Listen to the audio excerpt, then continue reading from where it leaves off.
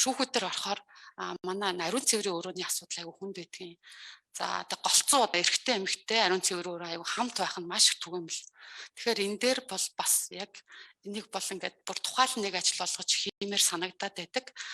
Тэгээ яг ингээд шүүхээр үйлчлүүлээд явхаар үйлчлүүлэгч нарт 0 энэ ариун цэврийн өрөө орох айгүй хэрэгцээ гардаг. Жоох юм сандарсан байдалд бол айгүй тавгуутдаг. Ариун цэврийн өрөө айгүй чухал байдаг. Хоёрдугаарт бид нар баасан жив нэр дэвшигч энтрийг нэг зүйл хэлмээр байна. Хэдүүлээ дээд сургуулийн нэг шалгалтын дээр багш нар аргалах гээд дэвэн дэлхийн юм хамт чимж ярьдаг бол чи өнөөдөр энд орж ирээд шүүхийн ерөнхий зөвлөл цаашаа энэ шүүхийн тухай хуулийг хэрхэн хэрэгжүүлэх үү хараа тус байх уу гэхэд жорлон яриа чи эдэн минут авлаа шүү дээ. Энэ их хурлын гишүүд энд ирсэн хүмүүс дандаа цагтаа нартаа усууд шүү дээ. Чи бодлого ярих ёстой шүү дээ. Чи сая тэр юу яриад байгаа юм бэ? Би чамаас асуулт асуусан шүү дээ.